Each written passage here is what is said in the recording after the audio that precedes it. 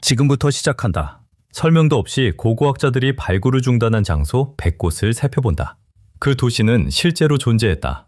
얼마 전까지만 해도 학자들은 아시리아의 수도 두루샤루킨, 즉 호르사바드를 건설한 거대한 계획이 사르곤 2세 왕의 죽음 이후 절반쯤 완성된 상태로 멈췄다고 믿었다. 하지만 새로운 지구 물리학 연구는 정반대의 사실을 보여준다. 도시는 완공됐고 활발하게 기능했다. 고고학자들은 자력탐사법을 활용해 무려 방이 127개나 되는 저택의 흔적과 왕실 소유로 추정되는 정원과 수문, 그리고 그 밖의 대형 건축물까지 찾아냈다. 이 모든 발견은 중심 궁전 밖에 호르사바드 역시 번영하던 중심지였음을 보여준다.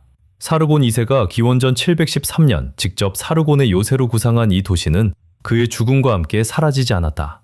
새로운 자료는 미완성 사업이었다는 오랜 통념을 뒤집고 고대 수도에 감춰졌던 삶을 드러낸다. 발굴은 2017년 해당 지역이 이슬람 국가 세력에서 해방된 뒤 재개됐다. 프랑스 고고학 조사단의 지휘 아래 전문가들은 지하 구조를 시각화할 수 있는 고정미의 자력계를 사용했다.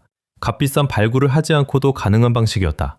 그 결과 오랜 의심과 달리 호르사바드는 완전한 아시리아의 수도였으며 현대의 발견은 고대 제국의 규모와 부를 더욱 선명하게 보여준다. 노아의 방주가 발견됐다는 주장도 있다. 성경에 따르면 노아의 방주는 대홍수에서 사람과 동물을 구했다. 그리고 5천년이 흐른 지금 연구자들은 튀르키예의 가장 불가사의한 장소 가운데 하나인 뒤리푸나르 지형을 다시 주목한다. 길이 163m인 이 구조물은 놀랍게도 전설 속 배에 대한 성경의 묘사와 크기가 일치한다. 이스탄불 공과대학교와 아르 이브라임 체첸대학교의 학자들은 2021년부터 이 지역을 조사하고 있다.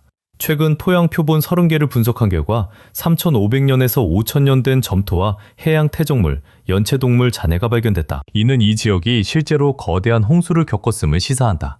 이 지형은 성경에서 홍수 뒤 방주가 멈췄다고 전해지는 아라라트 산에서 불과 30km 떨어져 있다. 구조물의 크기 또한 성경 기록과 비슷하다. 방주의 추정 길이는 157m이고 드리프나르는 163m다. 하지만 많은 지질학자는 이 가설을 회의적으로 본다. 그들은 드리프나르가 그저 자연적으로 형성된 지형이라고 생각한다. 그럼에도 이 발견은 계속 관심과 후속 연구를 불러온다. 운석 속 생명체. 스리랑카 섬에서 발견된 운석을 조사한 연구자들은 그것이 단순히 우주에서 날아온 돌조각이 아니라 외계 기원의 흔적일 가능성이 있는 물체라고 주장했다. 분석 결과 미세 조류의 화석이 존재하는 것으로 나타났으며 연구자들은 이것이 생명이 소행성과 해성을 통해 우주 전체로 퍼진다는 범종설을 뒷받침하는 증거일 수 있다고 본다.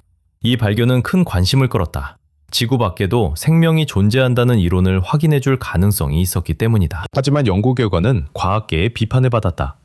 일부 전문가는 발견된 화석이 담수에 사는 지구의 미생물과 지나치게 닮았다고 지적한다. 운석이 지구의 생명체에 오염됐을 가능성도 그것이 지표면에 놓여있던 과정에서 충분히 생길 수 있어 외계 기원이라는 가설에 대한 강력한 반론으로 남는다. 알려지지 않은 문명의 사람들. 브라질 열대우림의 혼도니아주에서 고고학자들은 외부와 고립된 마사코 부족 사람들의 희귀한 모습을 촬영했다. 1990년대에 알려진 이 부족은 외부 세계와의 접촉을 철저히 피하고 영토를 엄격히 지키며 나무 말뚝으로 위험한 덫을 설치한다. 그 말뚝은 워낙 단단해서 트랙터 타이어까지 뚫을 수 있다. 마사코는 문명과 완전히 단절된 아마존의 28부족 가운데 하나다. 학자들은 침범하지 않고 이들을 관찰하기 위해 정글에 카메라를 설치했다. 연구자 알게이제르는 1992년부터 이 부족을 관찰해왔다. 그의 노력 덕분에 부족 영토의 벌목이 중단됐다. 과거 고립부족과 저축하려던 시도는 질병이 퍼지면서 자주 비극으로 끝났다. 그래서 마사코는 도구와 그릇, 무기 같은 모든 선물을 거부했다. 만남의 장소에는 날카로운 말뚝만 남겨 침입하지 말라고 외부인에게 경고했다. 접촉을 중단하고 영토를 보호한 뒤 부족 인구는 늘었다. 1990년대에는 약 90명이 살았지만 지금은 200명에서 250명이 이른다. 학자들은 이동로와 야영지를 지도에 표시하고 위성을 통해 이동식 농경 방식을 기록했다. 부족은 사바나에 불을 놓은 뒤 우기에 그곳으로 이동한다. 마사코는 길이가 최대 3m에 이르는 긴 활을 사용한다는 점에서 다른 부족과 다르다. 인류학자들은 아직도 그 활을 어떻게 쏘는지 이해하지 못한다. 언어도 독특해 다른 원주민조차 알아듣지 못한다. 연구자들은 마사코의 인구가 늘고 있으므로 언젠가는 문명과 마주치게 될 것이라고 말한다. 하지만 역사는 그런 접촉이 좀처럼 좋은 결말로 이어지지 않았음을 보여준다. 사이타 페르네스의 티아라. 오랫동안 루브르 박물관은 스키타이 왕 사이타페르네스의 소유였다는 황금 티아라를 자랑스럽게 전시했다. 유물의 비문에는 고대 그리스 도시 올비아의 주민들이 왕에게 바친 선물이라고 적혀 있었고 그 내용은 상당히 그럴듯해 보였다. 하지만 화려한 외관 뒤에는 고고학 역사상 가장 유명한 사기극 중 하나가 숨어 있었다. 이야기는 1894년 오데사에서 시작된다. 귀동품상인 고우만 형제는 재능 있는 보석세 공사 이스라엘 루아모프스키를 설득해 고고학자 친구에게 줄 고대 그리스 품관을 만들게 했다. 고대 신화를 잘 몰랐던 루아모프스키는 그들이 건넨 책의 사파를 참고했다. 무게가 반 킬로그램에 이르는 완성품은 진짜 유물처럼 보였다. 일리아스의 장면과 정교하게 새긴 인물들, 장엄한 왕을 찬양하는 비문까지 있었다. 고우만 형제는 이 물건을 루브르에 큰 이익을 남기고 팔았고 루브르는 20만 프랑을 지불했다. 훗날 사람들이 농담하듯 거래일은 1896년 4월 1일이었다. 하지만 곧 아돌프 프루트뱅글러를 비롯한 일부 고고학자가 진품 여부를 의심하기 시작했다. 루브르는 비판을 질투와 정치적 의도 탓으로 돌리며 끝까지 진품이라고 주장했다. 실은 1903년 루아모프스키가 자신의 작품이 박물관의 보물이 됐다는 사실을 알게 되면서 드러났다. 그는 파리로가 직접 관의 일부를 재현해 현대에 만든 미조품임을 증명했다.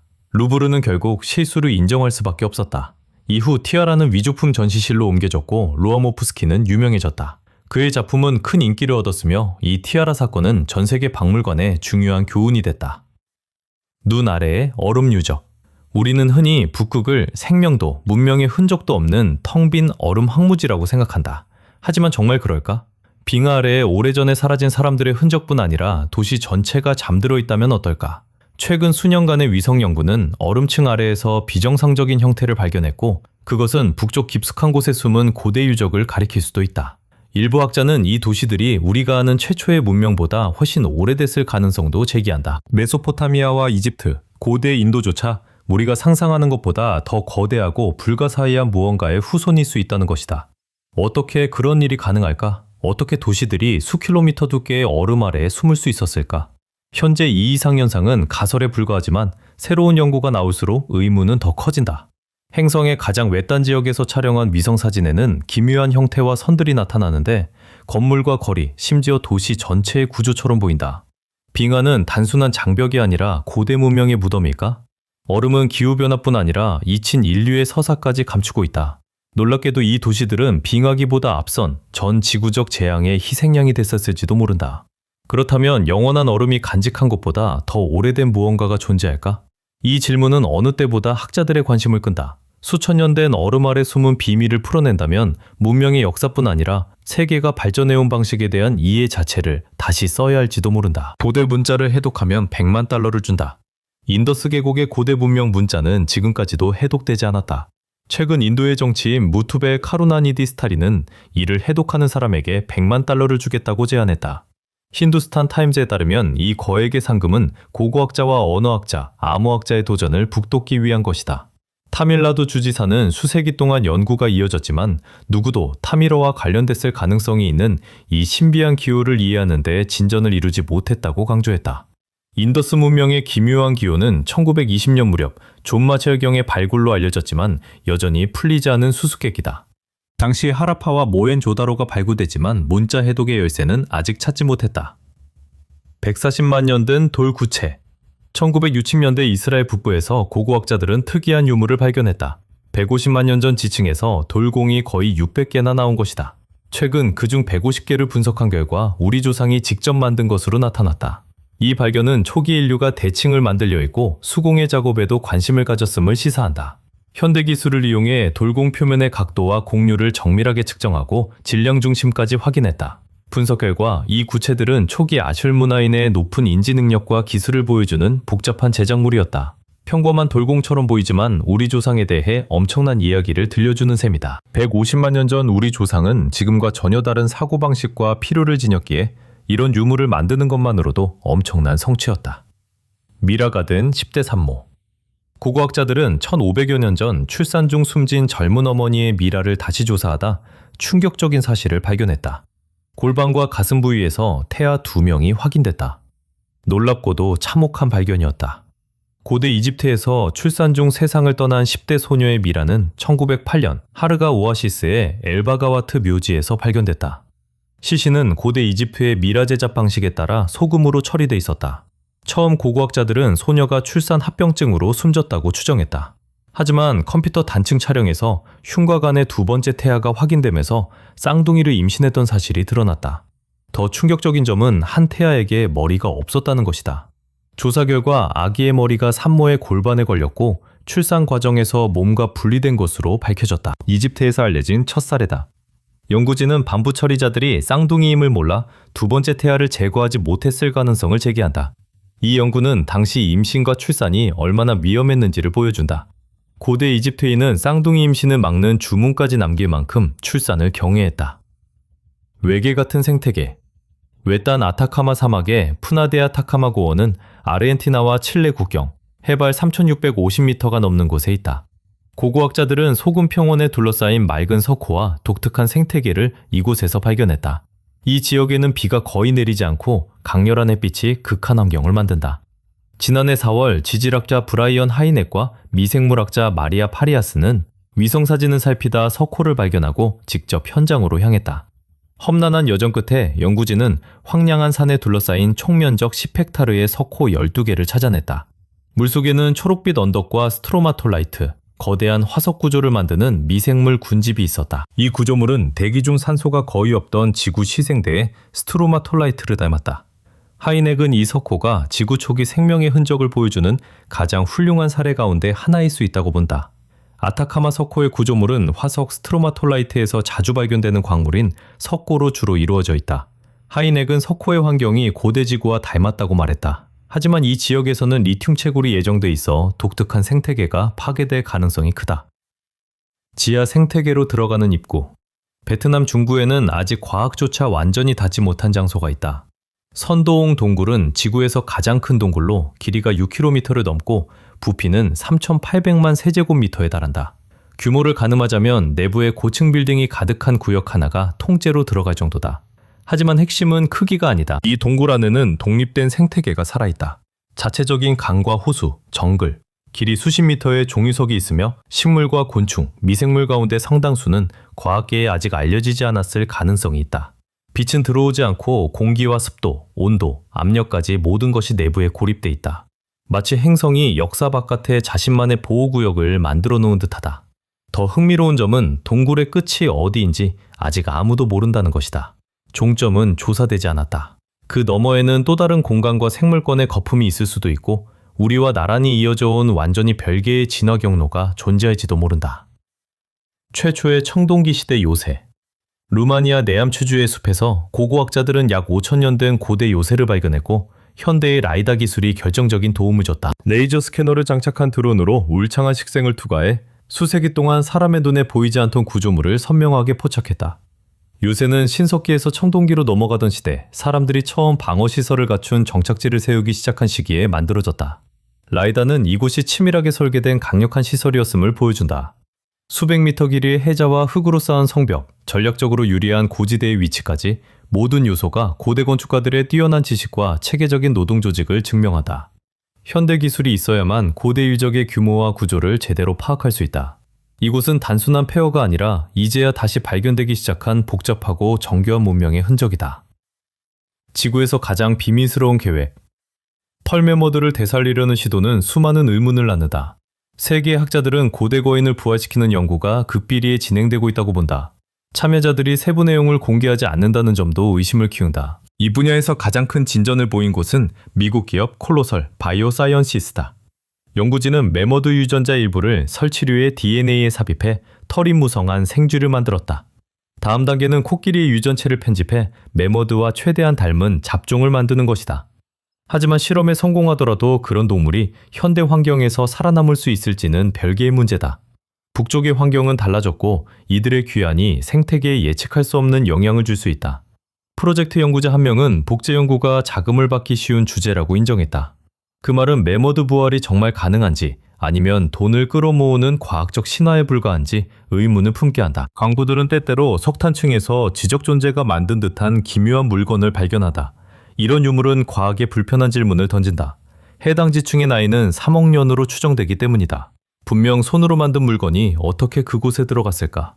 당시 지구에는 거대한 곤충과 초기 파충류만 살았고 인간이나 공룡은 물론 발전된 기술도 존재하지 않았다.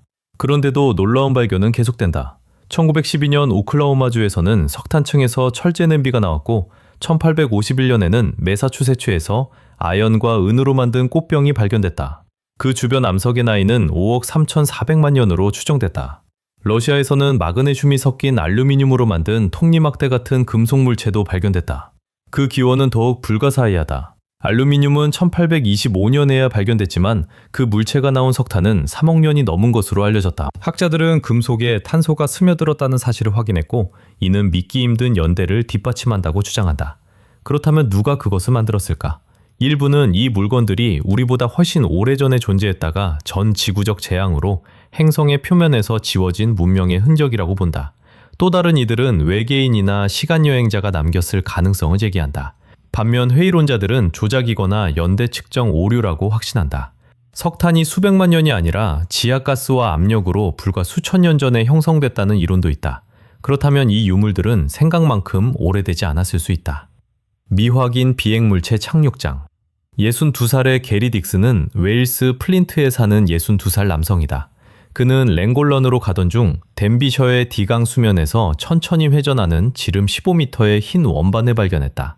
이 특이한 물체에 완전히 사로잡힌 그는 더 가까이 살펴보려고 몇 킬로미터나 걸어갔다. 원반은 완벽한 원형이었고 시계 반대 방향으로 돌아가며 신비한 자연현상처럼 보였다. 겨울날 랭골런에서 시간을 보내려던 게리는 광경에 매료돼 약 30분 동안 지켜봤다. 그의 관찰에 따르면 원반은 1시간에 한 바퀴 돌았다. 알고 보니 얼음 원반은 드문 현상이 아니었다. 러시아와 중국부터 스칸디나비아, 북아메리카까지 세계 곳곳에서 나타난다. 최초로 기록된 얼음 원반 관측은 1895년 미국 코네티컷주의 미아너스 강에서 이루어졌다. 최근에는 엄청난 크기 때문에 이런 자연구조물이 더욱 주목받았다. 예를 들어 2019년 1월 메인주의 프레섬프스콧 강에서는 폭 100m짜리 얼음 원반이 발견됐다. 더 놀라운 사례는 캐나다 탈트슨 강에서 나타났다. 지름 200m의 거대한 회전 원반이 위성 카메라에 포착된 것이다. 이 독특한 얼음 구조물은 얼음원, 얼음 프라이팬, 얼음 회전목마 등 다양한 이름으로 불린다. 앉은 자세의 매장과 어린이 공동유지. 프랑스 디종에서 고고학자들은 2000년이 넘은 갈리아인의 독특한 무덤을 발견했다. 모든 사망자가 서쪽을 바라본 채 앉아있다는 점이 특이하다. 프랑스와 스위스의 몇몇 장소에서만 알려진 희귀한 의식이다. 발굴은 오래된 수도원의 정원에서 진행됐고 고고학자들은 무덤 13기를 찾아냈다. 사망자들은 양손을 몸통위에 올리고 다리를 비대칭으로 접은 채 앉아 있었다. 매장 시기는 기원전 450년에서 25년 사이로 추정된다. 연구자들은 이 무덤에 사제나 지도자 혹은 한 가족의 부성원이 묻혔을 가능성을 제기한다. 인근에서는 어린이 공동묘지도 발견됐다. 기원 후 1세기에 만들어진 이곳에는 영아 22명이 묻혀 있었고 상당수는 한 살도 채 살지 못했다. 일부 아이들은 나무관에 묻혔으며 발견된 못이 이를 뒷받침하다. 무덤에서는 장례 부장품으로 보이는 동전과 도자기도 나왔다. 하지만 묘지 일부는 농사로 인해 파괴됐다. 사람을 앉혀묻은 이유는 여전히 수수께끼다. 한 가설은 4, 5세계에 대한 믿음과 관련된다. 죽은 이가 특별한 자세로 다른 세계를 맞이해야 했을 수 있다. 다른 연구자들은 영적 수행의 일부였다고 본다. 그 자세는 명상이나 영원한 안식을 상징했을지도 모른다. 유럽 여러 지역에서 발견된 켈트 조각상이 이 해석을 뒷받침한다. 새로운 인류종. 이스라엘 텔아비브와 예루살렘 사이의 유적지에서 국제연구진은 정체불명의 두개골 조각을 발견했다. 알려지지 않은 호모 집단의 것일 수 있다. 2021년에 공개된 유해는 14만 년에서 12만 년 전 이 지역에 살았던 네셰르 람라 호모의 가능성이 있다. 학자들은 이 집단이 현생 인류와 유전자와 문화를 교류했다고 본다. 두개골 조각에는 현생 인류나 네안데르탈인에게서 보기 어려운 고대적 특징의 마루뼈와 아래턱이 포함되어 있다. 학자들은 네셰르 람라 호모가 현생 인류와 네안데르탈인의 중간 형태였을 가능성을 제기한다. 케임브리지 대학교의 고인류학자 마르타 라르에 따르면 발견 장소와 연대 때문에 특히 중요한 유물이다. 이 해석이 확인된다면 그것은 다른 발견들의 기원을 설명할 수도 있다. 1932년에 발견된 타분의 여인도 그 사례다. 하지만 일부 학자는 조각이 데니소바인의 것일 가능성 등 다른 설명을 제시하며 의문을 표한다. 금을 캐던 잃어버린 도시. 프라하 근교에서 고고학자들은 신석기와 할슈타트, 라텐 문화, 그리고 중세 유물이 겹겹이 쌓인 정착지를 발견했다. 유물과 흔적이 9,000점 넘게 나오면서 도로 건설도 중단됐다. 가장 오래된 흔적은 기원전 6000년대 말로 거슬러 올라간다. 긴 기둥식 가옥 8채와 석기, 광택을 낸 돌을 가공하던 작업장이 발견됐다. 사람들은 이후에도 기원전 5세기까지 이곳에 살았고 할슈타트와 라텐 시대의 반지하 가옥 10채가 이를 보여준다. 그 밖에도 화려한 무늬가가 새겨진 정교한 도자기와 청동 장식품, 아드리아의 지역에서 들어온 것으로 보이는 음용용기의 손잡이가 발견됐다.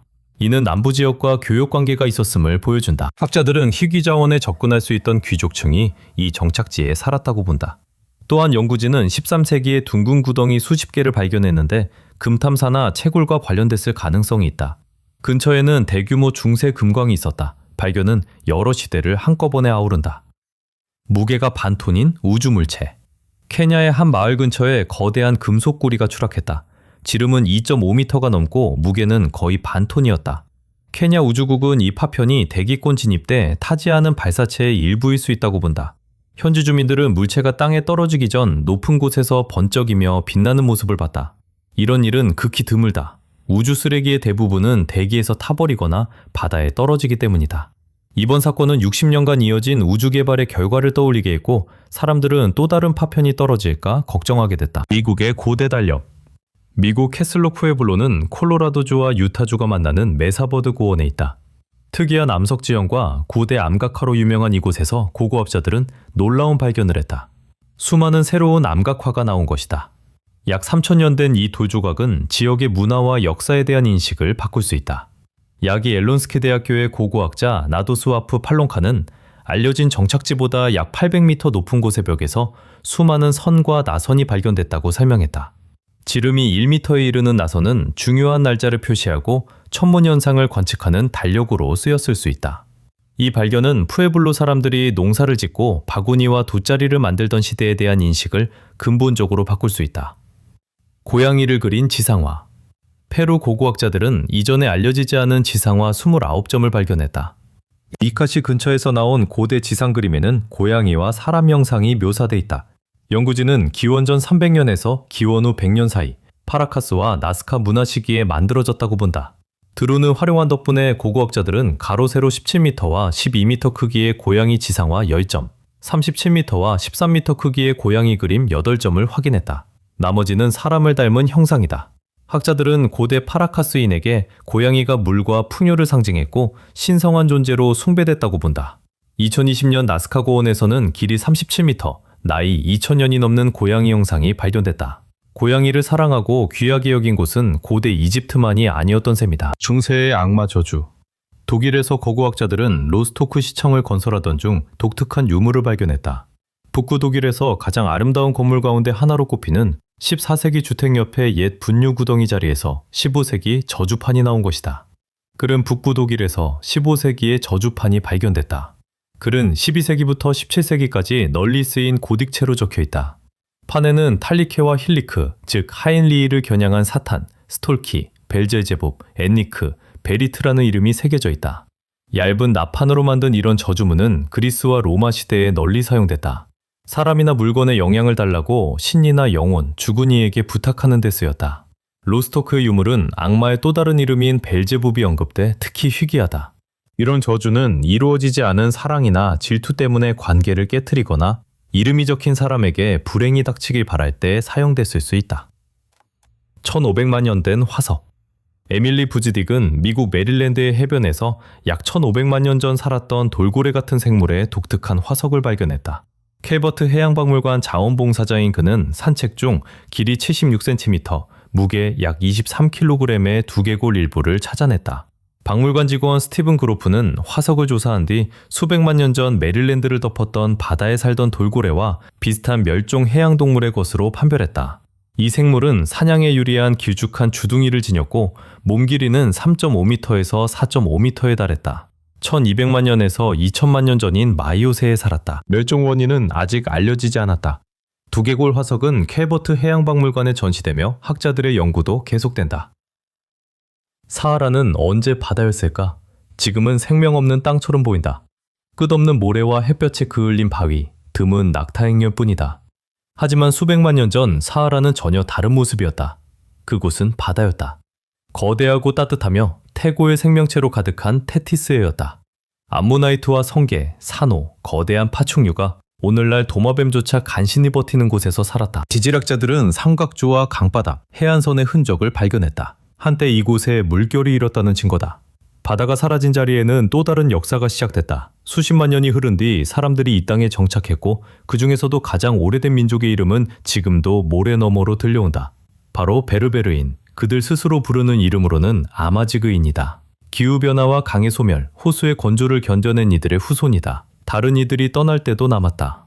타실리나제르의 암각화는 선사시대 의식을 담은 진정한 도서관이다. 활로 사냥하는 사람과 축제, 사랑과 전쟁의 장면, 심지어 다른 현실에서 온 듯 둥근 투구를 쓴 존재까지 그려져 있다. 누군가는 이를 비유라고 보고 누군가는 다른 지성과 접촉한 증거라고 여긴다. 하지만 핵심은 같다. 사하라가 아직 숨쉬기도 전부터 베르베르인은 자신의 이야기를 전할 줄 알았다.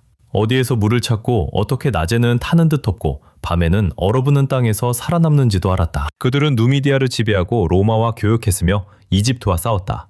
이후 지도에서는 사라졌지만 땅에서는 사라지지 않았다. 아랍의 정복은 이들을 도시에서 밀어내 사막과 산으로 향하게 했다. 그래도 문화는 살아남았다. 지금도 외딴 마을에서는 베르베르어가 들리고 수천 년의 기억이 이어진다. 사막 자체에는 훨씬 더 오래된 과거의 흔적도 남아있다. 돌버섯이다.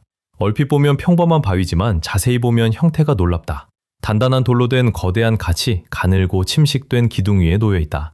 이런 구조는 차별 침식의 결과다. 바람이 모래를 실어 나르며 수년간 부드러운 암석을 깎아내고 단단한 부분만 남긴다. 돌버섯 하나하나는 시간의 표식 같다. 버덥지만 당당하다. 기둥은 서서히 가늘어지고 언젠가 갓이 무너진다. 수십만 년을 견뎌도 바다와 문명처럼 결국 사라질 운명이다. 그리고 돌과 꽃가루, 모래에 남은 기억만이 모든 것을 넘어 살아남는다. 과연 이 고대 문명의 다른 흔적도 남아있을까? 아직 이해하지 못한 과거에 대해 무엇을 말해줄까? 플로렌타인 다이아몬드. 이 반짝이는 보석은 오스트리아 옐로라고도 불리는 전설적인 플로렌타인 다이아몬드다. 무게는 137.45캐럿에 달했고 거대한 크기뿐 아니라 독특한 노란빛으로도 사람들을 놀라게 했다. 전승에 따르면 보석은 처음 메디치 가문의 소유였다가 합스부르크 왕가로 넘어가 황실 보물의 일부가 됐다. 플로렌타인 다이아몬드는 오랫동안 빈의 왕실 보물고에 보관됐고 유럽에서 가장 귀중한 보석 가운데 하나로 여겨졌다. 하지만 1918년 오스트리아 헝가리 제국이 무너진 뒤 행방이 묘연해졌다. 보석은 남아메리카로 옮겨졌고 이후 출처를 숨기고 쉽게 팔기 위해 더 작은 여러 개의 다이아몬드로 쪼개졌다는 소문이 돌았다. 정말 분할됐다면 조각들이 지금 어디 있는지는 알 수 없다. 이야기는 수수께끼에 둘러싸였고 보석은 유럽 왕조가 잃어버린 영광의 상징이 됐다. 어쩌면 오늘도 어느 개인 금고 속에서 다시 세상에 나타날 날을 기다리고 있을지 모른다. 세 가지 놀라운 유물. 고고학자들은 고대 이집트 역사에 대한 인식을 바꿀 수 있는 발견을 했다.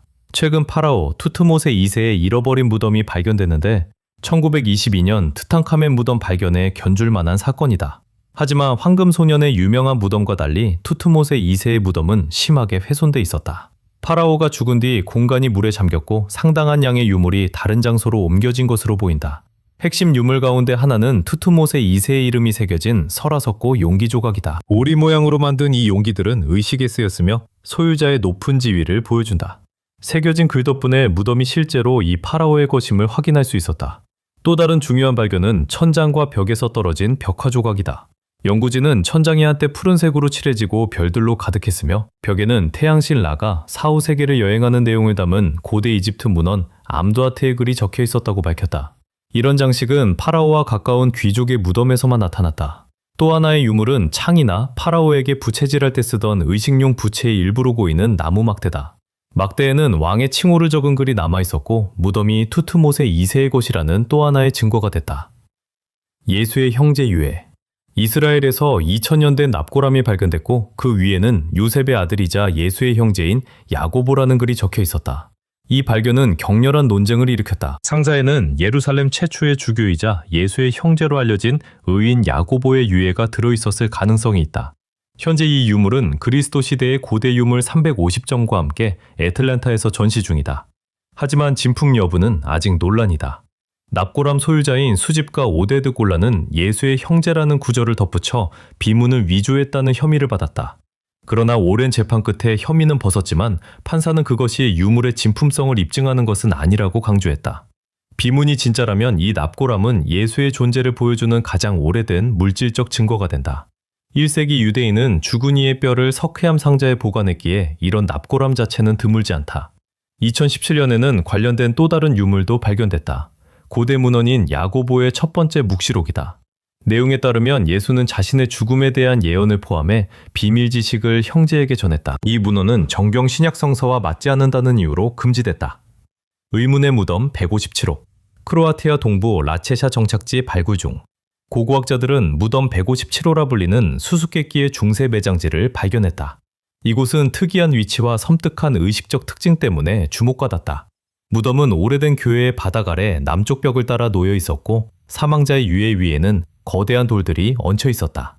연구자들은 그가 다시 일어나는 것을 막으려고 일부러 놓았을 가능성을 제기한다. 이 사실과 몸의 특이한 자세 때문에 매장이 흡혈귀 신앙과 관련됐다는 해석이 나왔다. 인류학 분석 결과 유해는 40살에서 50살 사이의 남성이었고 생전에 힘든 육체 노동을 한 것으로 나타났다. 가장 수상한 점은 골격이 의도적으로 훼손됐다는 것이다. 몸통은 아래를 향했고 머리는 몸에서 떨어져 있었다. 이런 특이한 매장 방식은 유럽에서도 발견된 적이 있으며 다시 살아날 수 있는 죽은 이를 두려워한 풍습과 자주 연결된다. 역사적 배경도 이 발견의 의미를 더한다. 라체샤 정착지는 13세기부터 16세기까지 존재했고 처음에는 성전기사단의 소유였다가 구호기사단으로 넘어갔으며 이후 지역 귀족의 손에 들어갔다. 고고학자들은 15년 동안 이곳에서 무덤 181기를 발견했다. 일부 무덤에서는 일반적이지 않은 장례의식의 흔적이 확인됐고 머리가 분리된 유해와 탈구된 뼈도 나와 고대인의 미신과 두려움을 보여준다. 역사자료 분석에 따르면 슬라브 지역에서는 기독교를 받아들인 뒤에도 사악한 존재에 대한 믿음이 계속 남았다. 고대의 미로. 현대의 원격 탐사 기술은 고고학의 과거를 이해할 새로운 도구를 제공한다. 대표적인 사례가 고대 석조 원형 구조물인 루즈멜히리 주변 연구다. 갈릴리오 북동쪽에 있는 이 신비한 유적은 위성사진이 지형을 완전히 다른 관점에서 보여줄 수 있음을 증명한다. 학자들은 반경 30km 지역의 사진을 분석해 두꺼운 벽으로 된 거대한 원형 구조를 비롯한 수많은 거성 유적과 강가의 수수께끼 같은 꽃 모양 울타리를 발견했다. 한 가설에 따르면 이들은 관계나 방어시설 혹은 가축우리로 사용됐을 수 있다. 또한 사진에서는 크기와 형태가 다양한 봉분도 보인다. 무덤이나 신호용 언덕일 수 있다.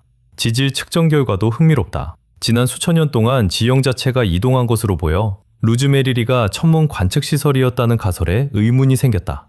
위성사진은 후대 건축물이 이전 구조 위에 세워진 고고학적 팔림프세스트, 즉 여러 시대의 건축층을 보여준다. 이런 연구는 먼 과거로 향하는 문을 조금씩 연다. 위성자료와 발굴 결과 지구물리학 분석을 비교하면서 학자들은 고대 레반트 주민의 삶을 복원하려 한다. 그리고 왜 그들이 이처럼 거대한 돌미로를 만들고 복잡한 농업체계로 둘러쌌는지 이해하고자 한다. 술의 역사를 다시 쓴 발견. 알코올 증류는 생각보다 훨씬 오래전에 시작됐다. 전한시대의 9번째 황제였던 유어의 무덤에서 진행된 새로운 발굴은 전한 왕조의 9번째 황제 무덤에서 이미 2000년 전 중국인이 증류주를 만들 줄 알았음을 보여줬다. 학자들은 술 증류 장치의 핵심 부품이었던 천호라는 청동 용기를 발견했다. 그 전까지 역사 기록은 이런 기술이 1000년 뒤인 원나라 때에야 등장했다고 설명했다. 유언은 짧게 통치했지만 놀라운 유산을 남겼다. 증류기 외에도 무덤에서는 가장 오래된 공자 초상화와 철과 구리, 오칠한 가죽으로 만든 갑옷 부품 수천 점이 발견됐다. 이 모든 것은 전한시대 공예 기술이 매우 뛰어났음을 보여준다. 청동용기의 복제품으로 실험한 결과 증류 효율은 70%를 넘었고 술의 맛과 향도 유지됐다. 처음에는 이 용기가 향수 원료나 약을 만드는 데 쓰였다고 생각했지만 이제 주된 용도가 술 생산이었다는 사실이 분명해졌다. 연구 결과는 양조와 증류 기술의 발전을 더 깊이 이해하게 하고 역사 기록을 보완하며 초기 중국 발명가들의 역량을 보여준다. 물속에 고정된 물체. 세계의 바다에는 움직이지 않는 기이한 물체가 수없이 숨어 있으며 아직도 학자들에게 수수께끼로 남아있다. 아틀란티스 같은 전설을 제외하더라도 흥미로운 발견의 목록은 여전히 길다. 가장 유명한 곳 가운데 하나는 요나구니 기념물이다. 일본 요나구니 섬 근처 류큐제도에 있다. 얕은 바닷속에 자리한 돌구조물로 반듯한 기하학적 형태를 띈다. 대부분 학자는 자연적으로 만들어진 지질 구조라고 보지만 일부 연구자와 유사고고학자는 인간이 만든 것이라고 주장한다. 또 다른 수수께끼는 티니지 해협의 판텔레리아 베키아만 해저에서 발견된 거석이다. 길이 12m, 무게 15톤인 거대한 돌에는 둥근 구멍 3개가 나 있다. 구조를 근거로 약 12,000년에서 15,000년 전 중석기 시대에 사람이 가공했을 가능성이 제기됐다. 하지만 암석 분석 결과 나이가 4만 년이 넘을 수도 있어 기원에 대한 의문이 더 커졌다. 쿠바 수중 도시는 2001년 쿠바 서해안에서 발견된 또 다른 수수께끼다. 음파 탐지기로 화강암 블록이 피라미드와 원형을 이루는 듯한 기하 구조가 포착됐다. 이 발견은 연구자들에게 수많은 질문을 던졌다. 자연적으로 형성된 것일 수도, 인간이 만든 것일 수도 있기 때문이다. 이 물체들을 둘러싼 연구와 논쟁은 지금도 활발하다. 그 기원을 밝히면 고대 문명과 심해의 자연에 대해 알려지지 않은 많은 사실을 알아낼 수 있다. 길이 3,000km의 공동묘지. 1840년부터 1860년까지 수십만 명의 이주민이 이른바 오리건 트레일을 따라 미국 서부로 향했다. 미주리강에서 윌라메 계곡까지 약 3,200km 이어지는 길이었다. 이들은 끝없는 초원과 메마른 대지, 험준한 산길을 넘어야 했고 이동에 반년 넘게 걸리기도 했다. 여정은 시련으로 가득했다. 식량 부족과 갈증, 질병, 예측할 수 없는 날씨 때문에 목적지에 닿기 전에 많은 사람이 숨졌다. 역사적으로 이 지역은 오리건 지방이라 불리며 영국에 속했다. 하지만 미국은 루이지애나를 매입하고 새로운 땅으로 이주가 성공적으로 이어지자 영유권을 주장했다. 루이스와 클라크 원정대, 모피상 존 에스터가 길을 열었지만 1836년이 돼서야 가족 단위 이주민을 태운 첫 마차가 서부로 향했다. 1843년에는 약 1,000명의 이주민이 유명한 대이주 마차 행렬을 이루며 이 위험한 길도 건널 수 있음을 증명했다. 하지만 길은 쉽게 악몽으로 변했다. 급류가 마차를 뒤집고 콜레라와 장티푸스가 가차없이 목숨을 앗아갔으며 총기를 부주의하게 다뤄 비극이 벌어지기도 했다. 통계에 따르면 길 1마일마다 많게는 무덤 10기가 남아있어 오리건 트레일은 세계에서 가장 긴 공동묘지라고도 불린다. 길가의 수많은 묘비에는 이름조차 없다. 급하게 매장해야 했고 때로는 맨수가 유해를 파헤치지 못하도록 마차바퀴로 흙을 단단히 눌러야 했기 때문이다. 그렇게 서부개척의 전설과 신화는 비극적인 인간의 운명과 깊이 얽혔다. 만리장성 뒤에 살아있는 것. 명나라 시대인 1368년부터 1644년 사이에 세워지고 길이가 21,000km를 넘는 만리장성은 여전히 학자들을 놀라게 한다. 지난 500년 동안 성벽의 약 3분의 1이 무너졌지만 상당한 구간은 지금도 서 있다. 연구 결과 살아있는 시멘트가 견고함을 유지하는 데 핵심 역할을 한다. 건설에는 흙과 자갈을 섞어 다진 토양이 사용됐다. 새로운 연구는 성벽의 강도에 생물학적 토양 껍질이라는 층이 영향을 준다는 사실을 밝혔다. 남세균과 이끼, 지유류가 자라며 만든 이 층은 시멘트와 비슷한 구조를 형성해 침식과 손상에 대한 저항력을 높인다. 조사한 명나라 성벽 구간 8곳 가운데 67%의 생물 껍질이 있었다. 생물 껍질이 있는 다진 흙과 없는 흙의 강도와 안정성을 비교한 결과 2층은 공급률과 염분을 크게 낮춰 침식을 줄이고 압축력과 전단 강도를 높였다. 이 살아있는 시멘트는 만리장성을 기후변화와 자연적 마모에 더 강하게 만드는 것으로 보이며 생물학적 과정이 역사일적을 보존하는데 얼마나 중요한지 보여준다. 정부가 외계인과 비밀리에 접촉한다는 주장. 최근 미확인 비행물체에 대한 주장이 다시 나왔고 멕시코에서는 외계인의 유해를 찾았다는 말까지 퍼졌다. 결국 모형으로 밝혀졌지만 관련 소문은 인터넷에서 계속 확산된다. 어떤 이는 정체불명의 세력이 지구를 통제한다고 믿고 다른 이는 현실의 문제에서 관심을 돌리려는 수단으로 본다. 미국 해군전 소장 팀 갤러댓도 미국 정부가 비인간 지성과 접촉했다고 주장하며 관심을 키웠다. 그의 말에 따르면 군사분쟁에서 우위를 줄 수 있는 극비 기술을 숨기려고 사실을 공개하지 않는다고 한다. 그는 비인간 지성과의 접촉 정보를 공개해야 한다고 주장한다. 반면 일론 머스크는 우리 은하 영역에 외계인이 존재한다는 생각에 회의적이다. 그는 앞으로 수백 년 안에 인류가 먼 우주까지 갈 수 없으며 외계인도 은하 가장자리의 작은 행성에 관심을 가질 가능성이 낮다고 본다. 머스크는 인간의 의식이 독특한 현상이므로 지켜야 한다고 말한다. 영향력 있는 인물들의 발언은 구체적인 증거 없이도 미확인 비행물체에 대한 관심을 높인다. 흥미롭게도 고대인도 하늘의 낯선 물체에 관심을 가졌고 무엇이든 외계 존재와 연결하려 했다. 흔히 말하듯 연기 없는 불은 없다는 것이다. 그래서 지구에 외계 물체나 생명체가 전혀 없다고 100% 확신하기는 어렵다. 여러분은 어떻게 생각하는가? 이 문제를 한번 생각해보자. 과연 오늘날 미국 정부가 외계 생명과 어떤 형태로든 접촉하고 있을까? 금속막대. 이 수수께끼의 유물은 어떻게 설명할 수 있을까? 중국 마쫌 산맥에서 발견된 돌 속에서 수집가 왕지링은 나사처럼 생긴 홈이 있는 금속막대를 찾았다. 가장 이상한 점은 단단한 암석이 그 주위를 감싸며 형성됐다는 것이다. 따라서 유물의 나이가 수백만 년일 가능성도 제기됐다. 외계 유물이 들어있는 운석이라는 주장도 나왔다. 다른 이들은 이것이 고대의 인공물체로 알 수 없는 이유로 땅속에 들어가 화석처럼 굳었다고 본다. 회의론자는 보기 드문 자연구조일 뿐이며 나사처럼 보이는 부분도 화석화된 해양생물이라고 말한다. 하지만 비슷한 물건이 세계 여러 지역에서 이미 발견됐다는 점이 흥미롭다. 단순한 우연일까? 아니면 알려지지 않은 고대 기술의 증거일까? 이 유물은 여전히 가장 불가사의한 고고학 수수께끼 가운데 하나다. 유럽에서 가장 오래된 책. 1962년 1월 그리스 우살로니크 마을 근처를 발굴하던 고고학자들은 귀족 마케도니아인의 장내 화덕에서 고대 파피루스를 발견했다. 기원전 340년에서 320년 사이로 추정되는 이 두루마리는 그리스 본토에서 처음 발견된 파피루스다. 문학적인 내용을 담고 있어 유네스코는 유럽에서 알려진 가장 오래된 책으로 인정했다. 두루마리는 발견 장소를 따라 데르베니 파피루스라는 이름을 얻었다. 내용은 사후 영혼의 운명과 관련된 종교의식을 고찰하고 그리스 신화의 전설적인 가수이자 음악가 오르페우스의 것으로 전해지는 잃어버린 시에 대해 논한다. 연구자들은 이름을 알 수 없는 저자가 철학자 아낙사고라스의 추종자 집단에 속했고 오르페우스교의 신자들을 위해 글을 썼다고 본다. 오르페우스교는 영혼의 정화를 중시하고 이신교적 성격을 띄었을 가능성이 있는 독특한 종교 흐름이다. 장내 화덕의 불은 젖은 토양에서 파피루스 조각을 지켜줬지만 동시에 심하게 손상시켰다. 학자들은 그을린 조각 약 266개를 꺼낸 뒤 아랫부분이 사라진 글을 26개의 문단으로 맞췄다. 해독된 문서의 완전한 판본이 공개된 것은 반세기가 지난 뒤였다. 금보다 귀한 돌. 2015년 호주 메리버러 공원에서 데이비드 홀은 붉은 갈색 돌을 발견하고 금일 것이라 생각했다. 큰 망치로 깨고 드릴로 구멍을 뚫으려 했지만 아무 소용이 없었다. 3년 뒤 그는 돌을 멜버른 박물관에 가져갔다. 지질학자 헨리와 버치는 이를 46억 년 된 운석으로 확인했다.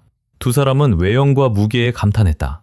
운석은 결정과 다량의 철을 포함한 H8부형 보통 콘드라이트였다. 연구자들은 이런 운석이 태양계의 나이와 구성을 알려주어 우주 연구에 도움이 된다고 설명했다.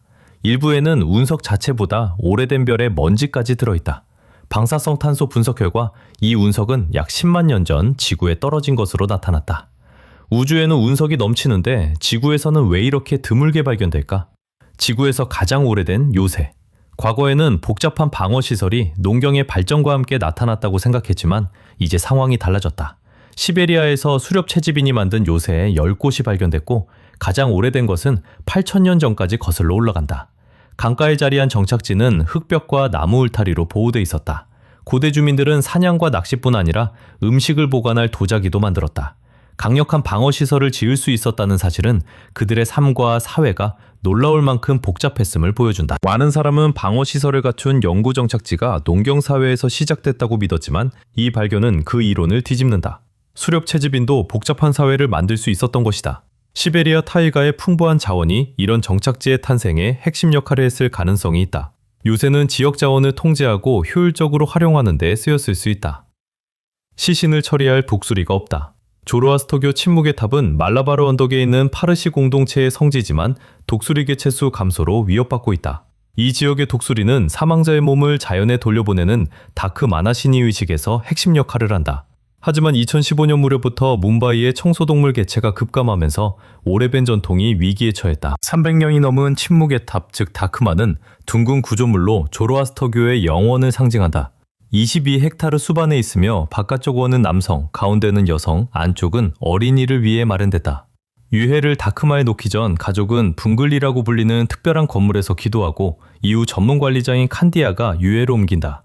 조로아스터교 전통에서는 사망자의 몸과 접촉하는 일을 부정한 것으로 보며 독수리는 정결함과 자연의 균형을 유지하는 중요한 역할을 맡는다. 하지만 도시화와 서식지 변화, 환경 문제로 독수리 수가 급격히 줄었다. 자연분해가 느려지면서 의식을 치르기도 어려워졌다. 100만 년이 넘은 인류의 유해. 고고학자들은 스페인 시마델 엘레판테 동굴에서 약 140만 년 전 살았던 고대 인류의 독특한 유해를 발견했다. 두개골 조각은 서유럽에서 발견된 것 가운데 가장 오래된 것으로 보이며 과학계에 알려지지 않았던 인류 종의 가능성이 있다. 핑크 플로이드의 이름을 따 핑크라는 별명이 붙은 얼굴 조각에는 왼쪽 뺨과 치아가 남은 위턱이 보존돼 있었다. 전문가들은 이 고대인이 후대의 지역 주민과 크게 달랐다고 말한다. 후대에는 호모 안테세소르가 살았지만 핑크의 코는 더 평평해 호모 에렉투스와 닮았다. 호모 에렉투스는 약 180만 년 전 아프리카를 떠난 최초의 인류종이다. 당시 유럽의 기후는 훨씬 온화했고 시마델 엘레판테 주변 계곡은 울창한 숲으로 뒤덮여 하마와 들소, 사슴이 살았다. 2500년 된 투구와 다키아의 보물. 이 황금 투구는 다키아 문화에서 가장 유명한 유물 가운데 하나로 기원전 450년 무렵 만들어졌다. 코초페네슈티 투구로 알려졌으며 고대 보석 세공술의 걸작일뿐 아니라 권력과 의례적 힘의 상징으로 여겨진다. 눈과 뱀, 신화적 장면으로 장식된 이 투구는 다키아 사회에서 신성한 역할을 맡은 사제나 지도자의 것이었을 수 있다. 마치 적을 노려보며 공포를 주고 착용자를 지키는 듯하다. 2025년 1월 25일, 투구는 대담한 도난 사건의 표적이 됐다.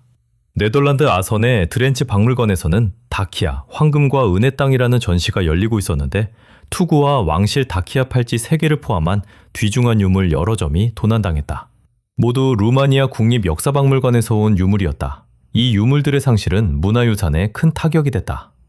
운석이 복권 당첨을 돕는다. 2015년 태국 깐짜나부리 상공을 밝은 유성이 가로지르며 하늘을 초록빛과 주황빛 섬광으로 물들였다. 이후 파편이 주변에 흩어졌다는 소문이 퍼졌다.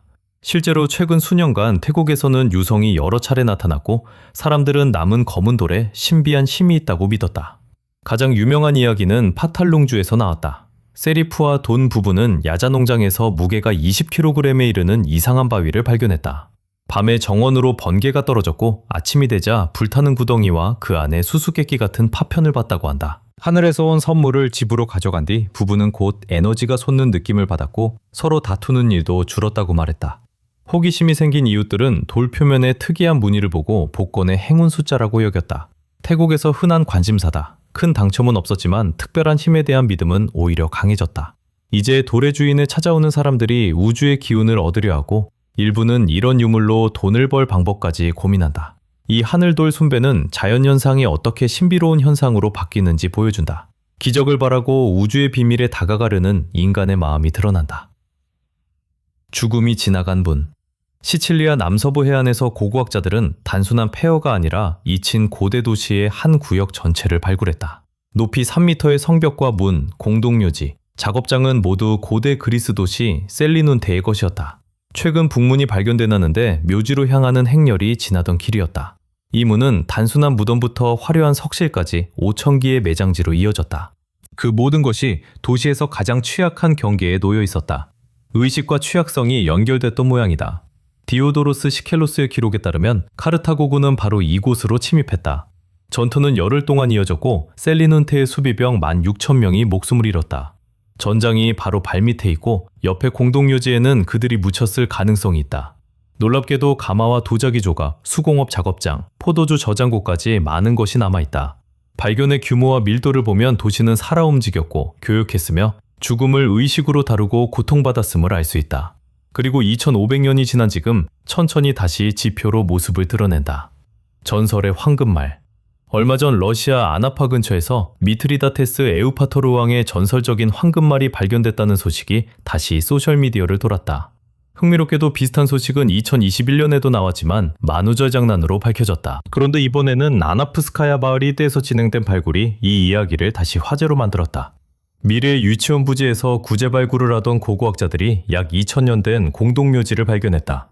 한 무덤에서는 사람뿐 아니라 말의 유해도 나왔다. 다른 곳에서는 말의 골격과 유리 및 도자기 그릇, 다양한 구슬, 무기와 마구가 발견됐다. 호박과 홍옥수, 파이앙스로 만든 구슬 등은 지역 부족이 고대 세계와 교류했음을 보여준다. 발견품 가운데 고대 이집트에서 부활을 상징한 스카라베도 있었다. 특히 로마 제국 변방 전역에 퍼졌던 유리 용기가 관심을 끌었다. 유리 불기 기술이 발전한 덕분이었다. 사람들의 흥분과 달리 이것이 미트리다테스의 황금말이라는 직접적인 증거는 없다. 학자들은 전설이 쉽게 부풀려지고 귀족의 화려한 무덤이 시간이 흐르면서 환상적인 이야기로 변할 수 있다고 강조한다. 독일의 고대 로마 지하실.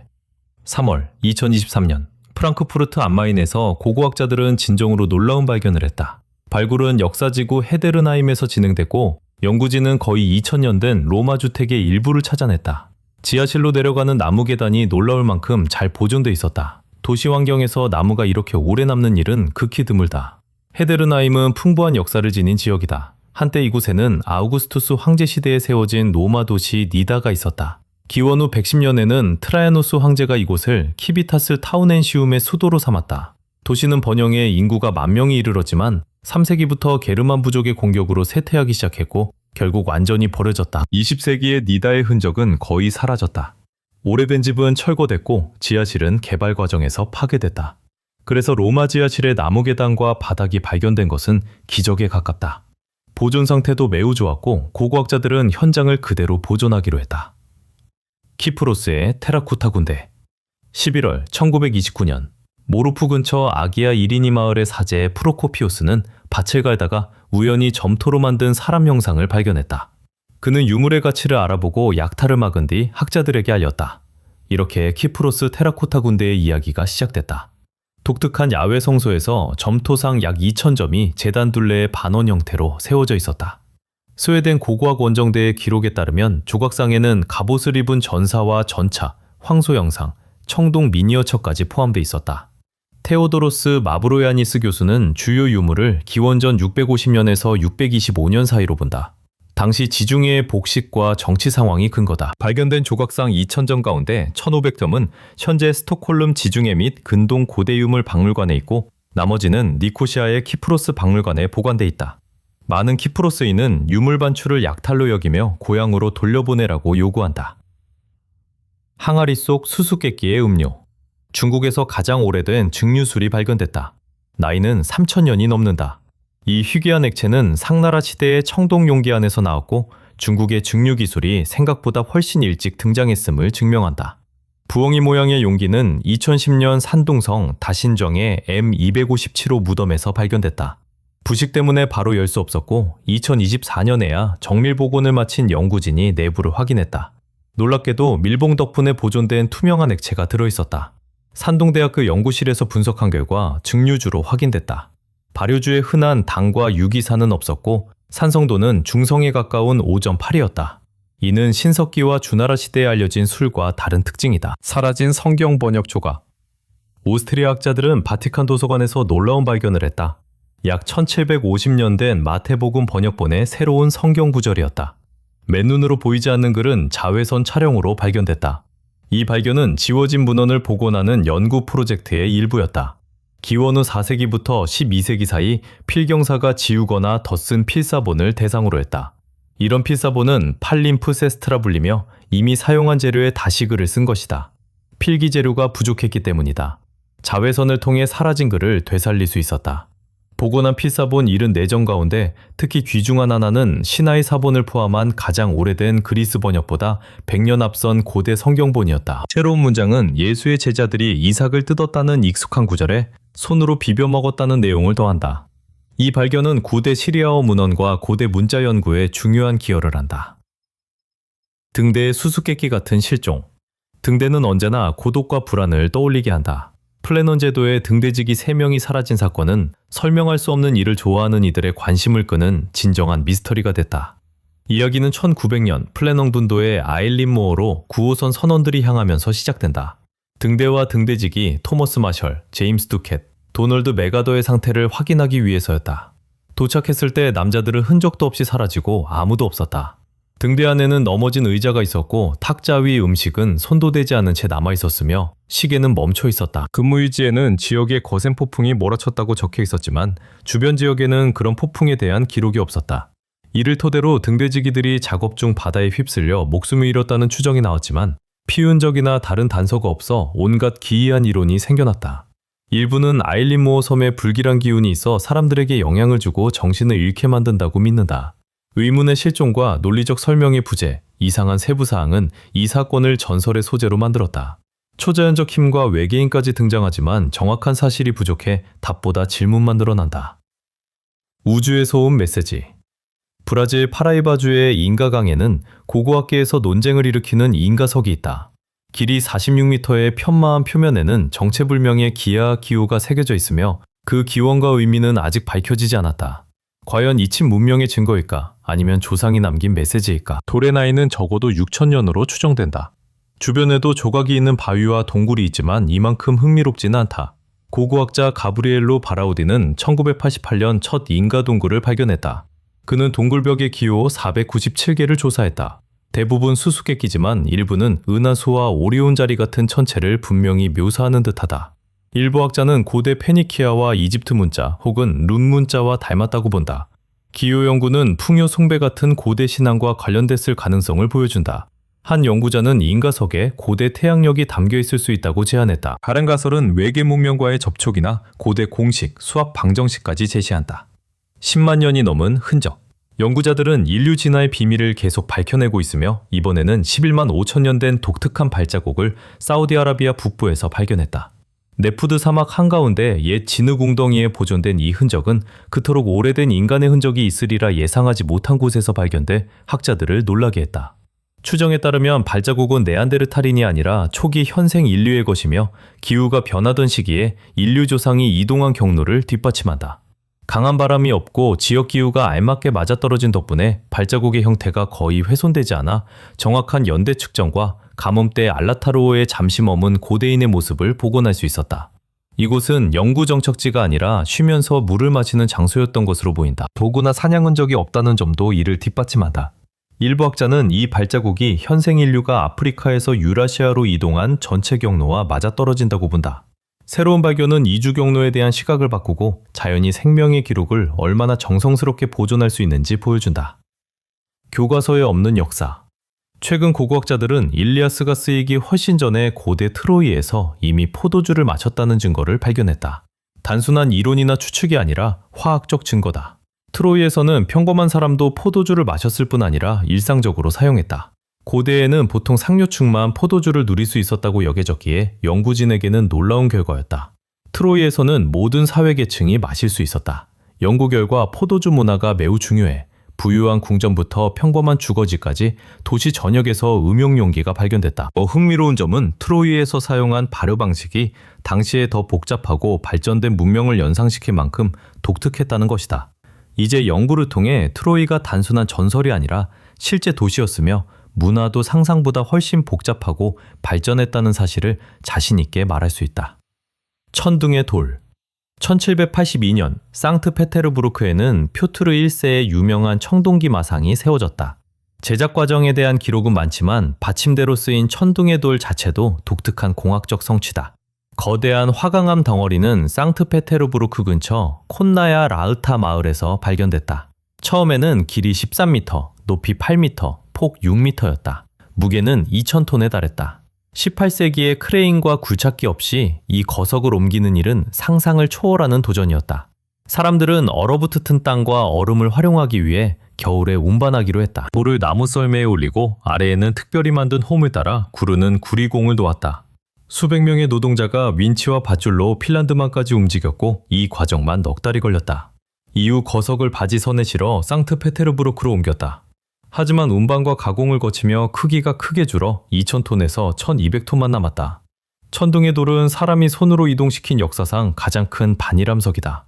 고대 바알베크의 거석조차 제자리에 남았지만 이 화강암 거인은 러시아에서 가장 유명한 기념물 중 하나의 일부가 됐다. 숨겨진 중세 이야기. 아이슬란드는 중세에 뿌리를 둔 풍부한 문학사로 유명하다. 인구가 겨우 38만 명인 이 섬에서도 많은 사람이 바이킹 시대부터 이어진 전통을 따라 책을 쓴다. 학자들은 아이슬란드 시인인 스칼드가 노르웨이 왕을 찬양했을 뿐 아니라 서사 산문과 방대한 지식 기록에 토대를 놓았다고 본다. 왕실 사과부터 신앙 논문까지 중세 문헌은 송아지 가죽으로 만든 값비싼 벨럼 양피지에 기록됐다. 책이 낡으면 재료를 다시 쓰는 경우도 많았다. 기존 글자를 긁어내 새로운 내용을 쓰거나 조각으로 표지를 만들었고 때로는 교회의 주교관까지 제작했다. 아주 드문 경우에는 옛글을 지우거나 긁어낸 뒤 새 글을 쓴 양피지, 즉 팔림프 세스트가 만들어졌다. 이 관행은 라틴어 예배가 아이슬란드어로 바뀐 16세기 종교개혁 뒤 특히 널리 퍼졌다. 하지만 새 글 아래에는 옛 문장의 조각이 남아있으며 현대 기술은 사라진 시대의 비밀을 풀게 해준다. 미국 중앙정보국이 알고 있던 비밀. 2002년에는 미국 중앙정보국의 기밀 해제 문서가 공개됐다. 그중 하나의 제목은 단순히 노아의 방주 보고서였다. 문서에는 아라라트산 경사면에 이상한 물체가 언급된다. 거대한 배의 뼈대처럼 보이는 지형이다. 이 장소에 대한 소문은 20세기 중반부터 퍼졌다. 이상한 점은 중앙정보국이 정찰기로 촬영한 뒤 위성까지 동원했다는 것이다. 모두 이 이상 현상을 조사하기 위해서였다. 공식적으로는 사진에서 특별한 것을 발견하지 못했다. 하지만 특히 1974년 촬영본을 공개하라는 수십 건의 요청이 거절됐다. 아무것도 없다면 왜 사진을 숨겼을까? 이후 연구진은 현장에서 토양 표본을 채취했다. 그 안에서는 해양 생물 흔적이 나왔다. 아라라트산은 해발 4,420m에 있다. 정말 물이 이곳까지 올라왔다는 뜻일까? 성경의 대홍수 때 그 물이었을까? 우연이라고 보기에는 비슷한 단서가 너무 많고 이 장소는 오랫동안 외면받아왔다. 쿠스코의 지하터널.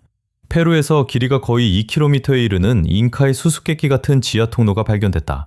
고대 도시 쿠스코를 조사하던 고고학자들이 찾아냈으며 터널은 삭사 이우아만 요새와 태양신전, 중요한 종교 건물을 연결했다. 거대한 돌을 맞춰 쌓은 구조물은 놀라운 견고함과 공학 기술을 보여준다. 이 지역에서 흔한 강력한 지진도 견딜 수 있다. 학자들은 잉카인들이 이 숨은 길을 이용해 사제와 지휘관을 전략 및 의뢰시설 사이로 은밀하게 이동시켰다고 확신한다. 보물 전설과 달리 내부에서는 아직 아무것도 발견되지 않았다. 세계에 23개뿐인 유물도 있다. 튀르키예 고고학자들은 바트만 지역에서 가장 오래된 정착지 중 하나인 하산 케이프에서 약 800년 된 독특한 유물을 발견했다. 그 중에는 희귀한 치유 그릇과 활쏘기용 반지 2개가 있었다. 지기르는 만호와 뼈로 만들었다. 세계에 23점만 알려진 치유 그릇은 중세 이슬람 세계에서 개나 뱀, 정갈 같은 동물의 물림을 막는 데 사용됐다. 청동으로 만들고 부적과 인장, 시구로 장식해 당시 민간 치료법을 보여준다. 활쏘기용 반지인 지기르는 시위가 손가락을 다치게 하지 않도록 보호했다. 하나는 성소 근처에서 발견돼 특별한 의미를 더한다. 유물은 현재 하산 케이프 박물관으로 옮겨졌고 민간 의학과 활쏘기와 관련된 이슬람 세계의 문화적 특징을 보여주는 고대 관습과 신앙의 중요한 증거가 됐다. 보존된 시신. 1719년 스웨덴 팔룬 구리광산에서 광부들은 섬뜩한 발견을 했다. 물에 잠긴 갱도에서 다리가 없는 남성의 시신을 꺼냈는데 놀라울 만큼 잘 보존돼 있었다. 옷과 모습만 보면 며칠 전에 숨진 사람 같았다. 버려진 갱도가 오랫동안 사용되지 않았다는 점을 생각하면 매우 이상했다. 사람들은 친척이나 지인을 찾으려고 시신을 공개했다. 곧 마르가레타 올스도테르가 나타나 이 사람이 42년 전 사라진 약혼자라고 주장했다. 광산의 물을 빼자 유해가 황산 구리용에게 스며들어 빠른 부패를 막았다는 사실이 드러났다. 하지만 마르면서 자연보존 효과가 사라지고 몸이 단단하게 굳었다가 무너지기 시작했다. 안타깝게도 그는 곧바로 묻히지 못했다. 현지인들은 희귀한 현상에 놀라 30년 동안 대중에게 시신을 전시했고 그제야 교회에 매장했다. 세월이 흘러 교회를 다시 고치던 중 유해가 또 발견됐다. 이번에는 도시 공동묘지의 마지막으로 안장하기로 했다. 다마제디 대종은 역사상 만들어진 가장 큰 종으로 여겨진다. 1484년 미얀마의 다마제디 왕이 주조를 명령했고 양곤의 유명한 쉐다곤 파고다에 설치됐다. 이곳은 미얀마 불교도에게 가장 신성한 장소 가운데 하나다. 기록에 따르면 종의 무게는 290톤이 넘어 같은 종류 가운데 최대였다. 하지만 운명은 비극적이었다. 1608년 포르투갈 용병이자 모험가 필리프 드 브리투가 양곤을 점령하고 종을 무기로 녹이려고 가져가려 했다. 운반도 중 바고강에서 무게를 제대로 계산하지 못했고 종은 바지선을 뒤집은 채 강바닥으로 가라앉았다. 수많은 수색에도 지금까지 찾지 못했다. 오늘날 다마제디 대종은 전설과 미얀마의 국가적 자부심으로 남아있다. 그 이야기는 문화와 영성, 탐욕이 하나의 유물 안에서 어떻게 얽힐 수 있는지 보여주며 운명은 여전히 수수께끼다. 엄청나게 비싼 발견. 8월 캐나다 광산기업 루카라 다이아몬드 코퍼레이션은 새로운 보석을 발견했다고 발표했는데 세계에서 두 번째로 큰 것으로 여겨지는 다이아몬드를 발견했다고 발표했다. 무게는 2492캐럿이다. 보석은 카로에 광산에서 발견됐고 보츠와나에 있는 이 광산에서는 2015년에도 1109캐럿의 기록적인 다이아몬드 레세디 라 로나가 발견됐고 2년 뒤 5,300만 달러에 팔렸다. 여전히 세계 최대 다이아몬드는 1905년 남아프리카에서 발견된 3,106캐럿의 유명한 컬리넌이다. 이렇게 거대한 보석을 채굴하기 위해 회사는 특별히 개발한 장비를 사용했다. X선 투과 방식의 메가 다이아몬드 리커버리 시스템이다. 이 기술은 땅속에 숨은 거대한 보석을 찾아 손상 없이 꺼내도록 만들어졌다. 가장 깊은 고대 지층 굴착. 중국은 백악기 암석층에 도달하려 한다. 그 나이는 1억 4천만 년이다. 목표는 야심차며 계획은 지층 10개를 뚫고 깊이 11,000m에 도달할 계획이며 이는 중국의 새로운 기록이 된다. 작업은 올해 5월 시작됐다. 러시아가 콜라 초심도 시추공의 작업 재개를 검토하는 사이 중국은 이미 본격적으로 굴착 중이다. 소련의 콜라 시추 계획은 끝까지 완수되지 못했지만 중요한 과학적 발견은 남겼고 땅속 15,000m 이상을 뚫는 것이 목표였다. 콜라 반도 작업은 1970년 시작돼 20년간 이어졌다. 깊이 7km에서는 층상 암석이 장비에 끼는 등 여러 어려움이 생겼다. 그래도 최종 깊이 12,226m에 도달했지만 1990년 원인을 알 수 없는 폭발로 계획을 중단해야 했다. 이제 중국은 지구 내부 연구를 이어가며 새 시추공을 지진 연구와 발생 예측에 활용하려 한다. 또한 지구 내부 구조와 진화를 더 깊이 이해하는 것도 목표다. 이는 여러 산업에 적용할 기술과 해결책을 개발할 새로운 가능성을 연다. 현대 기술을 갖춘 중국이 고고학계에도 흥미로운 발견을 안겨줄지 주목된다. 신화 속 거인. 카디프 거인은 키가 3m인 화석화된 인간으로 알려졌으며 1869년 뉴욕주 카디프에서 우물을 파던 노동자들이 발견했다. 하지만 실제로는 석고덩어리로 만든 가짜였다. 카디프의 농장으로 옮겨져 1년 동안 땅에 묻힌 뒤 노동자들에게 발견됐다. 거인을 만든 조지얼은 대중이 얼마나 쉽게 속는지 증명하고 성경에 등장하는 거인에 대한 사람들의 종교적 믿음을 이용하려 했다. 발견 뒤 거인은 엄청난 관심을 끌었고 사람들은 돈을 내고 구경했다. 유명한 흥행사 바넘이 거인을 사겠다고 제안했지만 거절당했다. 그러자 그는 직접 복제품을 만들고 자기 것이 진짜이며 원본은 가짜라고 주장했다. 1870년 두 거인 모두 위조품으로 판명됐지만 카디프 거인을 19세기 최대의 사기극 가운데 하나로 역사에 남았다. 공룡의 길. 한 채석장에서 영국 옥스퍼드셔의 듀어스팜 채석장에서 학자들은 공룡 발자국 약 200개를 발굴했으며 그 흔적은 1억 6,600만 년 전 남겨진 공룡 발자국 약 200개를 발굴했다. 옥스퍼드 대학교와 버밍엄 대학교 국제연구진은 2024년 6월 현장을 조사하며 고대 파충류가 어떻게 이동하고 서로 마주쳤는지 알아보려 했다. 특히 5개의 주요 발자국길이 하나의 공룡 도로처럼 이어져 관심을 끌었다.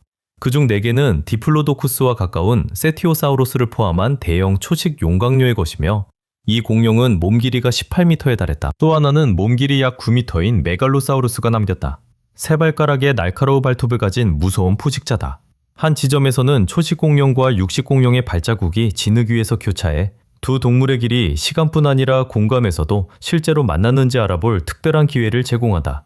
고생물학자들은 화석 발자국의 보존 상태가 훌륭하다고 말한다. 발의 무게 때문에 땅이 눌리고 변형된 흔적까지 보인다. 이를 통해 공룡의 크기를 추정하고 고대 석호의 환경을 복원할 수 있다. 그곳에는 굴의 흔적과 조개 껍데기, 식물 잔해도 가득했다. 모든 세부 사항을 기록하기 위해 연구진은 사진 2만 장을 촬영하고 드론으로 3차원 모형을 만들었다. 가장 무서운 부족. 여행 영상 제작자 다니엘 핀토는 파푸아뉴기니의 위투아이 부족을 담은 영상을 공개해 큰 충격을 줬다. 조회수 1,700만 회를 넘긴 영상에는 신성한 폭포를 지키는 말없는 부족민과 만나는 장면이 담겼다. 위투아이 사람들은 진흙과 점토로 만든 옷을 입고 긴 부리와 위협적인 표정의 영적인 새를 닮은 가면을 쓴다. 외부인에게서 폭포를 지키는 모습은 꽤 두렵게 보인다. 하지만 시청자들은 영상의 진위에 의문을 품었다. 정말 위험한 부족이라면 촬영자를 그렇게 가까이 오게 하지 않았을 것이라는 지적이 나왔다. 다른 이들은 의상이 유행하는 패션처럼 보인다고 농담했다. 논쟁에도 영상은 지역에 대한 관광객의 관심을 키웠다. 이제 여행사는 위투아이를 관광지로 소개하며 친환경 숙소와 부족 문화체험을 제공하다. 그렇다면 이 부족은 실제 전통을 지키는 공동체일까? 아니면 관광객을 끌기 위해 연출된 모습일까?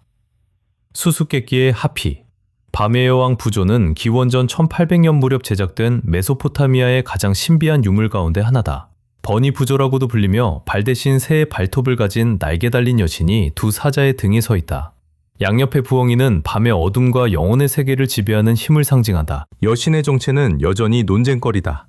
일부 연구자는 사랑과 전쟁, 풍요의 바빌로니아 여신 이슈타르 또는 이난나라고 본다. 다른 이들은 이슈타르의 자매이자 지하세계의 음울한 지배자인 에레시키가를 묘사했다고 추정한다. 부조의 상징은 여신의 막강함과 초자연적 힘을 보여준다. 아마 종교의식이나 주술적 행위에 쓰인 숭배 대상이었을 것이다. 풍부한 세부 묘사와 웅장함은 당시 신앙에서 이 신의 형상이 얼마나 중요했는지 보여준다. 현재 유물은 영국 박물관에 보관돼 있다. 폴란드 군주의 유물을 담은 상자. 이 우아한 상자는 단순한 골동품이 아니라 폴란드 역사의 상징이다.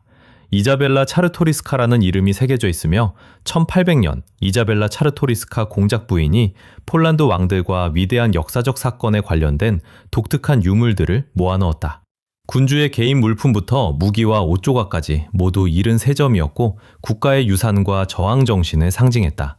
이자벨라는 나라가 분할된 어려운 시대에 폴란드의 정체성을 보존하는 일을 자신의 사명으로 여겼다. 상자는 폴란드 최초의 박물관인 푸아비의 11 신전 소장품이 됐고 그는 손님을 초대해 폴란드 투아니아 연방의 영광을 되새기게 했다. 하지만 다른 국가적 보물처럼 비극적인 운명을 피하지 못했다. 1939년 나치 독일이 폴란드를 침공했을 때 상자는 약탈당했고 일부 유물은 지금도 사라진 상태다. 감옥 같은 빵집. 폼페이에서 고고학자들은 고대 제빵소를 발굴했다. 노예들은 작고 창살이 달린 창문뿐인 폐쇄된 공간에서 당나귀와 함께 빵용 곡물을 갈며 혹독한 조건에서 일했다. 장소는 감옥 역할도 했다. 노동자는 곡물을 넣고 과정을 조절했고 당나귀는 맷돌을 밀었다. 바닥에는 사람과 동물의 움직임을 맞추기 위한 홈이 있었다. 역사 기록은 방앗간과 제빵소의 가혹한 환경을 전한다. 2세기 작가 아플레이우스는 심한 부상을 입고 발에 쇠사슬을 찬 노동자를 묘사했다. 당나귀도 방낮 없이 원을 그리며 걷도록 강요받아 고통을 겪었다. 제빵소는 폼페이 레지오 구역 9에서 발견됐으며 이곳에서는 이전에 납작한 빵을 그린 벽화와 선거 문구도 나왔다. 이는 고대 방앗간 겸 제빵소의 고된 노동을 보여주는 증거다. 발견 시기는 베수비오산 아래 평범한 삶을 다루는 폼페이 전시 준비와도 맞물렸다. 전시는 역사책에서 자주 빠지는 사람들을 조명한다. 인구의 큰 비중을 차지하고 로마 문명의 경제와 문화에 크게 기여한 노예도 포함됐다. 재를 가로지르는 길, 이탈리아 남부. 평범한 가스관 공사 중 굴착기가 이상한 것에 걸렸다. 얇은 화산재층 아래에는 사람의 맨발 자국과 옆에 짐승 발굽 자국이 남아 있었다. 고고학자들은 현장으로 달려와 고대의 탈출 장면이 눈앞에 펼쳐졌음을 깨달았다. 남자와 여자, 아이, 가축까지 모두 서둘러 집을 떠났다. 하지만 이곳은 폼페이가 아니며 기원 후 79년도 아니다. 발자국은 그보다 1800년가량 오래돼 기원전 1995년 무렵의 것이다. 청동기 시대의 가장 파괴적이었던 재난 중 하나인 아벨리노 분화 당시다. 이전에는 이 분화에 대해 거의 알려지지 않았다고 여겼다. 이제 피하려던 사람들의 이동 경로를 눈으로 볼 수 있다. 마지막 선택이 굳은 재에 찍혔다. 놀랍게도 수세기 뒤 같은 자리에는 다시 사람들이 정착했다. 고고학자들은 기원전 1200년대와 900년대의 취락, 심지어 로마 시대 건물까지 발견했다. 순환은 반복됐다. 먼저 분화가 일어나고 그 뒤 사람들이 돌아왔다. 땅 자체가 잊지 못하게 하는 듯하다. 이는 단순한 재난 이야기가 아니라 반복되는 실수와 완강한 인간의 희망, 재처럼 끝내 발밑에 남는 기억에 관한 이야기다. 12세기의 중세 농장. 영국 카우필드 농장에서 코츠월드 아키올로지의 고고학자들은 기억 속 기록이 1535년부터만 남아있던 중세 농장의 역사를 밝혀냈다. 직사각형 울타리로 보호됐고 많은 변화를 지켜봤다. 연구 결과 농장의 주된 역할은 소, 특히 젖소를 기르는 것이었다. 가축은 길러진 뒤 튜크스베리로 보내져 지역 주민과 수도사에게 고기를 공급했다. 부지 남쪽에는 중요한 양사육 건물이 있었다. 옛 농장 자리에는 튼튼한 돌기초를 갖춘 새 건물이 세워졌고 큰 직사각형 해자가 둘러쌌다. 고고학자들은 이 건물이 중앙 통로를 기준으로 나뉘었다고 밝혔다. 한쪽은 농사와 작업 용도로 쓰였고 다른 쪽에는 홀과 침실이 있었다. 발견품에는 고기를 굽는 도자기 쟁반과 대천사 미카엘을 묘사한 순례자 배지가 있다. 어부가 침몰선을 찾았다. 2023년 여름 미국 해양사의 한 장면이 될 사건이 벌어졌다. 낚시를 좋아하는 딸 헨리와 함께 팀 얼록은 미시간호로 향했다. 헨리는 그린섬 해안에서 수영하려 했고 팀은 낚시할 생각이었다. 8월 13일 해안을 따라 배를 몰던 두 사람은 호수 바닥에 나무 잔해를 발견했다. 팀은 음파 탐지기로 잔해보다 훨씬 큰 무언가가 물속에 있음을 알아냈다. 사진을 소셜미디어에 올리자 위스콘신 역사협회 전문가들이 관심을 보였다. 전문가들은 원격 조종 수중 장비를 사용해 호수 바닥에 1855년 건조된 목조 범선 조지 뉴먼이 잠들어 있음을 확인했다. 목재를 운반하던 이 배는 1871년 페슈티고시를 파괴하고 약 1200명의 목숨을 앗아간 대화재 때문에 위험에 빠졌다. 화재 지역에 있던 조지 뉴먼은 짙은 연기에 휩싸여 자초됐다. 등대지기의 도움으로 선원들은 살아남았지만 배는 버려졌다. 시간이 흐르며 모래에 묻혔고 수심 2m에서 3m 지점에서 잔해가 발견됐다. 마지막 발견까지 모두 살펴봤다. 각 사례는 과거가 아직 완전히 밝혀지지 않았음을 보여준다. 설명되지 않은 유적과 유물은 앞으로도 역사의 새로운 장을 열어줄 것이다.